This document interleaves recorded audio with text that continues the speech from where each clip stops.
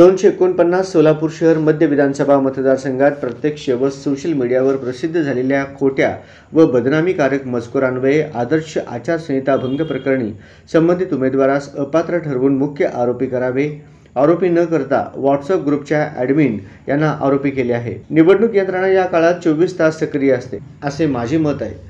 माझा प्रतिनिधी ॲडव्होकेट अनिल वासम यांनी तक्रार दिल्यानंतर ताबडतोब सदर समाज माध्यमाचे खाते ब्लॉक करून आरोपींना ताबडतोब ताब्यात घेतले पाहिजे। तसे न झाल्याने माझ्या विरुद्ध केलेल्या खोट्या प्रचाराला वेळ मिळाला, त्याचा माझ्या मतदारांवर परिणाम झालाय। याबद्दल योग्य ती कारवाई व्हावी। या पोस्टचा प्रत्यक्ष व अप्रत्यक्ष फायदा माझ्या विरोधातील सर्वच उमेदवारांनी घेण्याचा प्रयत्न केला। ही पोस्ट अनेकांनी लाईक, शेअर, फॉरवर्ड व स्क्रीनशॉट काढून स्वतःकडे मतदार वळवण्यासाठी वापरली। सबब अशा सर्वांवर त्वरित कारवाई होणे गरजेचे आहे।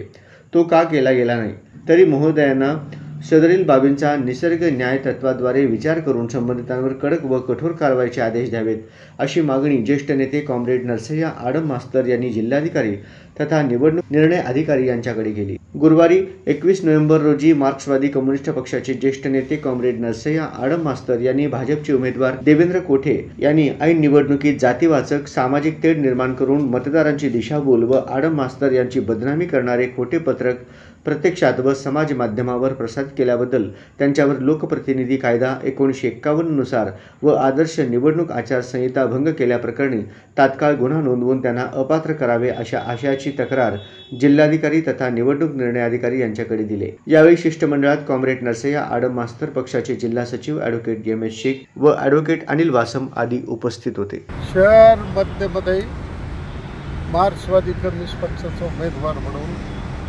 ही निवडणुकीला उभा होतो। गेले 4 महिने हजारो कार्यकर्ते परिश्रम करत आहे। काल मतदान झालं। या मतदानामध्ये कॉम्रेड आडम मास्तर 7-8 हजार मताने कोणत्याही परिस्थितीत निवडून येणार ही काळ्या दगडावरची रेघ आहे। कारण श्रमिकाचा आवाज विधानसभेत जाणं अत्यंत गरजेचं आहे। म्हणून जनतेने नोटाला लाथाडलं, जेवणाला लाथाडलं, गुंडगिरीला टक्कर दिलं, पोलीस दडपशाहीला टक्कर दिलं आणि निर्भयपणे त्यांनी मतदान केलं। त्याबद्दल मी त्यांचं जाहीर अभिनंदन करत आहे। परंतु भारतीय जनता पक्षाचे उमेदवार देवेंद्र कोठे त्यांनी 19 आणि 20 तारखेच्या मध्यरात्री अत्यंत भयानक खोटं नाटक, कुटील कारस्थान रचून आडम मास्तर हा ख्रिश्चन धर्म स्वीकारलेला, आडम मास्तर आम्हाला पाठिंबा दिलेला आहे, आडम मास्तर आता आमच्यात बाद झालेला आहे, अशा पद्धतीच्या बातम्या रात्री 2:30 वाजता प्रसारित करून व्हॉट्सअपवर टाकण्यात आलं आणि लाखो लोकांपर्यंत पाठवण्याचा प्रयत्न केला। परंतु आमच्या पक्षाचे सेक्रेटरी रमेश शेख, शहर कमिटीचे सभासद ॲडव्होकेट अनिल वासम यांनी ताबडतोबीनं यासंबंधी रात्री 3:30 वाजता निवडणूक निर्णय अधिकाऱ्यांनी तक्रार केली। सकाळी 6 वाजता पोलीस कमिशनरकडे तक्रार केली, 6:30 वाजता जिल्हाधिकाऱ्यांकडे तक्रार केली।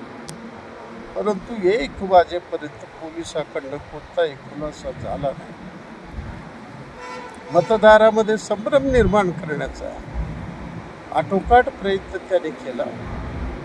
म्हणून आज जिल्हाधिकाऱ्याला पक्षाच्या वतीनं शिष्टमंडळ भेटण्याकरता आलो। परंतु आज रजेवर असल्यामुळं RDCला आम्ही निवेदन दिलेलं आहे आणि माझी मागणी आहे, श्री देवेंद्र कोठे याच्यावर पोलीस कारवाई व्हायला पाहिजे।